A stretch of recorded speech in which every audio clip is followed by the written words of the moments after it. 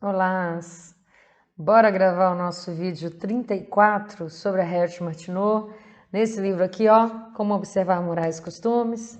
Então, você já me conhece, eu sou a professora Fernanda Alcântara, aqui do campus de Governador Valadares, da Universidade Federal de Juiz de Fora. A gente continua falando sobre casamento, sobre mulher, classe de mulheres. Esse trecho é muito bom no texto da Martineau, muito bom mesmo, assim, para deixar qualquer feminista de queixo caído. Lembrando que a Martineau é considerada uma conservadora ou uma liberal. Então vamos ver aí que visão é essa que é taxada, né? Será que esses rótulos eles servem mesmo assim de forma generalizante? A própria Martineau nesse livro aqui vai discutir isso, né? A gente tem que considerar as relações de causalidade, a gente tem que considerar em que momento é oportuno falar que determinado tema pode se enquadrar dessa forma, e não formas generalizantes, porque elas só empobrecem a análise. Botar um rótulo na testa de alguém provavelmente ajude pouco, né? Entender o comportamento com relação a tudo. Então a gente começa lá na 182, é um trechinho pequeno, vai ser o nosso penúltimo vídeo. O último vai ser sobre crianças. Eu sou péssima em promessas dessa natureza, eu sei, mas agora, de verdade, a gente vai ter esse vídeo e o outro sobre crianças. Notem como a Martineau vai estabelecendo relações de causalidade entre características, entre categorias, tá bom? Então vamos lá. Morais domésticas são afetadas em dois aspectos principais por essas diferenças. Todos os tipos de vida que as mulheres recebem em cada sociedade, ou em cada classe social, né? Ou em cada categoria. Onde ocupações femininas de uma natureza lucrativa são poucas, está falando do trabalho fora de casa, né? E sendo assim, oferta excessiva e, portanto, produzindo escassa manutenção com dificuldade, existe a mais forte tentação a preferir a luxúria com infâmia à dificuldade com honra não reconhecível.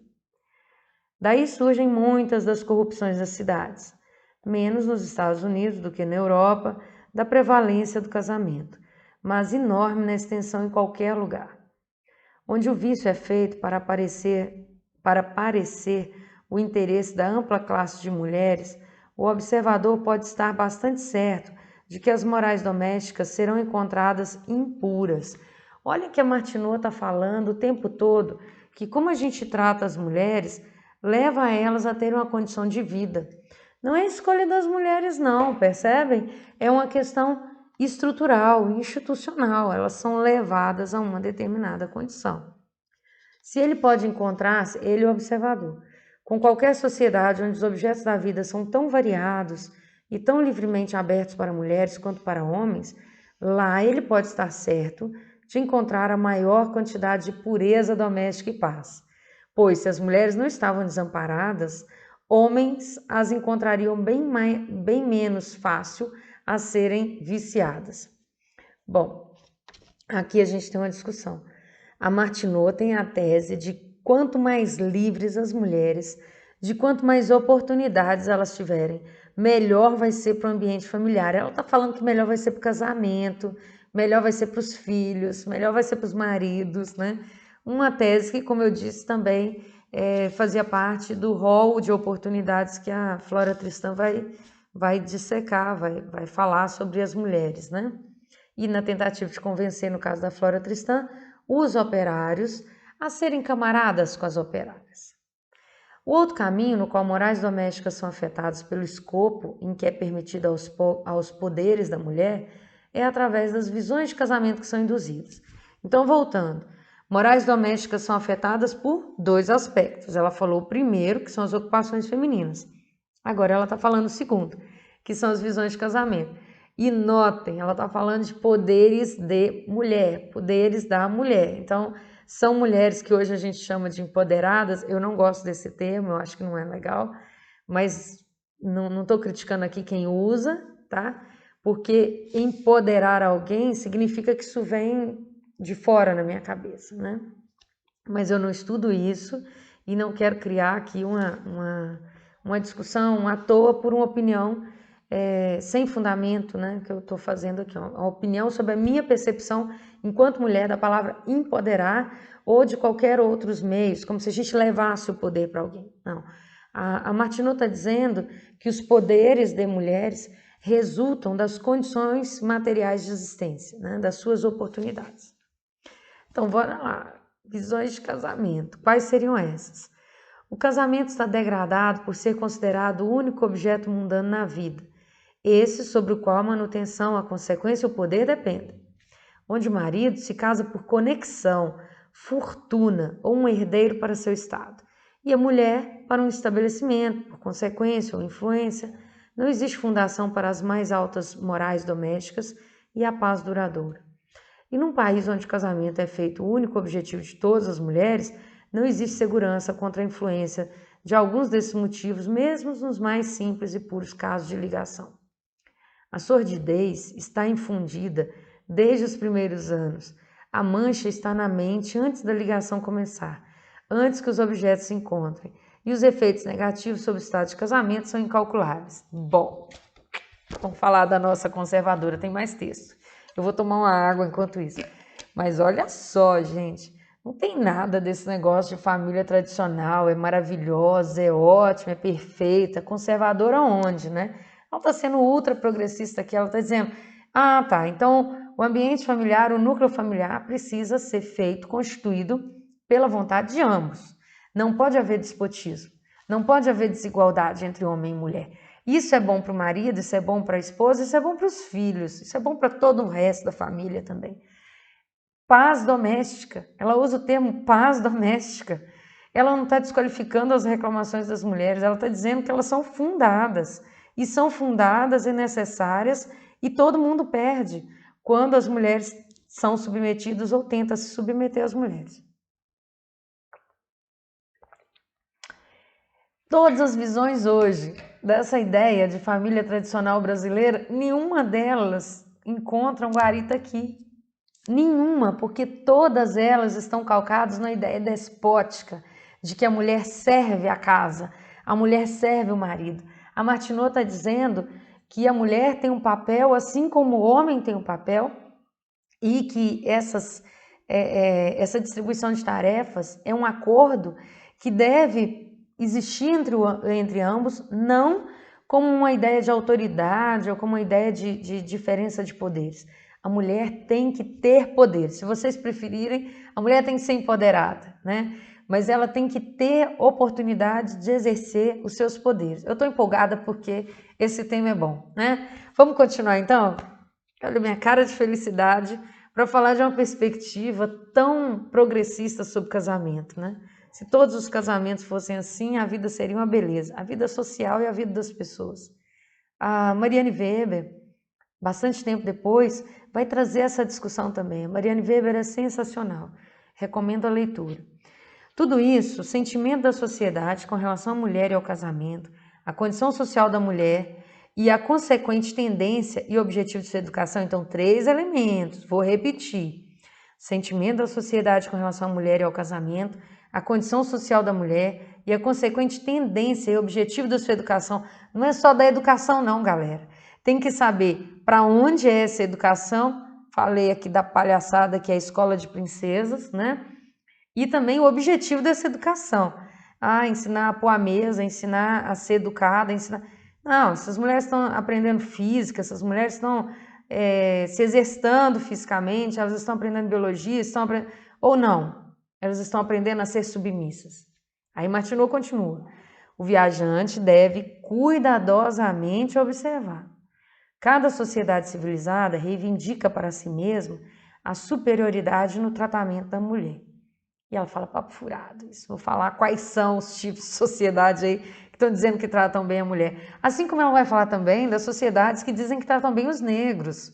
E aí ela vai contar lá na sociedade na América como as pessoas falam que eles são bem tratados e se colocassem essas pessoas no lugar dos negros, que são maltratados segundo ela, essas pessoas não sentiriam isso, né? Então falta aí empatia. Bom, em uma... ela é indulgente com exibições religiosas e com máscaras ou ponches, com a variedade ocasional. Em outra, ela é deixada em posse honrável e indisputada do departamento de governo da casa. Em uma terceira, ela é autorizada a intrometer-se nos bastidores, bastidores, com os assuntos aos quais são confiados a gerência e seu marido. Aquela frase odiável, por trás de um grande homem sempre tem uma grande mulher, né? Deve ser para isso aí. Não existe, né, galera? Não faz o menor sentido. Em uma quarta, ela está satisfeita em ser a estimada companheira doméstica, inconsciente da injúria de ser condenada à estreiteza da mente, que é a porção daquelas que estão sempre confinadas ao círculo doméstico.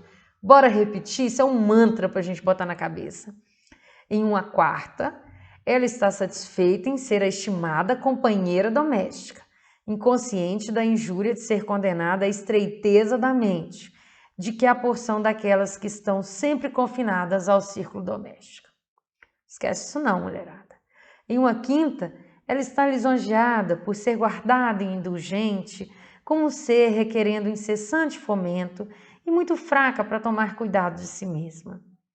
Em uma sexta sociedade, pode ser encontrado expandido meios de ocupação independente, expandindo porque ela passa a ocupar vários cargos, de emprego responsivo para mulheres, e aqui outras circunstâncias sendo iguais, é a melhor promessa de fidelidade e satisfação doméstica. Então, homens, fiquem atentos, uma mulher livre, uma mulher que tem toda a ocupação que ela quiser, né? Uma mulher que diz o que ela quer fazer, onde, quando, que tem a oportunidade de estudo. Essa é uma mulher completa, essa é uma mulher que traz satisfação doméstica e fidelidade. Martineau tentando ganhar os homens, né? Nada posso fazer contra isso. É uma questão de curso que as mulheres que são equipadas com apenas um objeto, casamento, entre parênteses, devem ser tão impróprias para qualquer coisa quando o seu objetivo é realizado, como se elas nunca tivessem tido qualquer objeto de alguma forma. A vida é vazia, né? Elas não estão mais em igualdade para a tarefa da educação do que para essa de governar o Estado. E se qualquer inesperada vez de adversidade se abate sobre elas, elas não têm nenhum recurso, exceto um convento ou alguma outra provisão caridosa. Onde, por outro lado, mulheres são criadas capazes de manter uma existência independente, outros objetos permanecem quando o principal é realizado. Sua independência de mente localiza-as além do alcance do relato, e sua faculdade cultivada da razão rende-as valiosos guardiães do ser racional, cujo bem-estar e aflição é alojado em suas mãos. Existe ainda, como pode ser visto por um mero relance sobre a sociedade, somente uma provisão muito imperfeita, realizada em qualquer lugar para fazer justiça à próxima geração, por qualificar suas mães, mas o observador de morais pode lucrar por fazer os graus nos quais essa imperfeição se aproxima do barbarismo, onde ele encontra garotas que são comprometidas a conventos para a educação e não têm nenhuma alternativa em vida, exceto o casamento, no qual suas vontades não têm o que compartilhar. Em um retorno para o seu convento, ele pode seguramente concluir que lá uma pluralidade de amantes é um padrão de curso e prazeres domésticos do mais alto tipo, indesejados e desconhecidos. Ele pode concluir que, como são os pais, então serão os filhos, e que, por uma maior geração no mínimo, existirá pouca ou nenhuma melhoria. Mas, onde ele encontra, olha o sorriso no rosto, ó, mas onde ele encontra uma variedade de ocupações abertas para as mulheres, onde ele as percebe não como perseguindo artes mecânicas mais leves, crochê, bordado, costura. Eu não estou falando mal dessas mulheres, eu estou falando de uma forma de ocupação das mulheres que era tido como necessária para elas não pensarem em outras coisas. Eu mesma na infância fiz tudo isso, aula de violão, né? Dispensando caridade e organizando escolas para os pobres, mas ocupadas em educação e no estudo de ciência e na prática das belas artes, ele pode concluir que aqui reside o mais alto prazer doméstico, que até agora tem sido alcançado, e a esperança mais forte de um amplo avanço. É isso, galera. Essa perspectiva da Martineau sobre onde as mulheres são livres, onde elas usufruem de todas as ocupações possíveis, que não existe esse marco estúpido que separa o mundo entre homens e mulheres, rosa e azul, né? princesas e heróis, né? Aquela que vai ser salva por alguém. Onde a gente diz para as meninas, meninas, vocês são inteligentes, vocês podem tudo que vocês quiserem. Onde a gente para de comprar brinquedo de aparelho doméstico, boneca para ensinar elas a serem mães desde cedo. Elas podem não querer ser mães, né? Eu nunca quis ser mãe. Meus alunos sabem disso, eu sempre cito como exemplo. Aconteceu, 2 vezes eu fui mãe e fui muito feliz na maternidade, mas eu tinha muito medo de ser uma mãe ruim porque eu me dedicava muito à carreira, né? E hoje eu me dedico muito aos filhos e consigo também me dedicar às carreiras, mas vivo uma tripla jornada. Mas sou apaixonada com ambos. A vida doméstica para mim é um prazer. A casa é aquele ambiente assim, é um refúgio, né? Sempre gostei muito, mas com os filhos é uma coisa ainda mais gostosa, né? Estou sempre junto com eles, sempre que é possível. Mas vejam, a Martineau diz, nós quando cuidamos do resto, nós podemos escolher fazer a maternidade, nós podemos escolher o casamento, mas quando a gente só escolhe o casamento, a gente não pode fazer mais nada. Quando a gente só escolhe ser filhos, a gente não pode fazer mais nada. Então dizer para essas meninas, olha, toma aqui um livro de ciência, vamos aprender biologia desde cedo, vamos aprender mais sobre o corpo humano, se conheça, não romantize as coisas, o seu corpo, dê nome correto às coisas, ao seu corpo, a cada parte do seu corpo. Entenda o que é algo bom e o que é abuso. Seja instruída, né? Nós não estamos criando crianças alienadas e não estamos criando meninas alienadas. Nós estamos dizendo para elas, vocês podem ser tudo aquilo que vocês quiserem. E aí, se elas quiserem, elas serão mães. Ou se acontecer, como aconteceu comigo, né? Dos filhos virem sem planejamento, você pode abraçar aquilo com muito amor e se realizar na maternidade também. Como eu sou hoje, desde o primeiro momento em que eu soube que estava grávida, eu fiquei completamente assim, enebriada com aquilo, né? Já era uma pessoa com uma carreira, um concurso público, uma renda boa, já tinha terminado o doutorado, tinha 31 anos quando ocorreu a minha primeira gravidez. Imagina uma menina de 17 anos, imagina uma de 20, as dificuldades que são. Porque para mim, com 31 também não foi fácil, né? E não é fácil até hoje. A maternidade, ela traz inúmeros elementos. Quando a mulher descobre que ela é estigmatizada na sociedade de forma muito dura, né? Em vários momentos. Nós vamos poder falar sobre isso no próximo vídeo um pouquinho. Gente, espero que vocês tenham gostado, que gostem dessa leitura da Martineau. Nós estamos caminhando para o final, o próximo é o último, eu garanto, o próximo é o último. Beijo para vocês e até o próximo encontro. Espero vocês lá no Clube Hersh Martineau, todo mundo que comprou um livro, seja Como Observar Morais e Costumes, seja Sociedade da América, vai receber um e-mail falando sobre o link para acessar, tá bom? A gente já tem as datas, o primeiro vai ser no dia 16 de setembro, se eu não me engano. E agora eu vou mandar para vocês o horário também. Lá no Instagram, eu sempre compartilho essas informações. Me segue lá, Fernanda HC Alcântara, tá bom? Beijo, gente. Até mais. Tchau.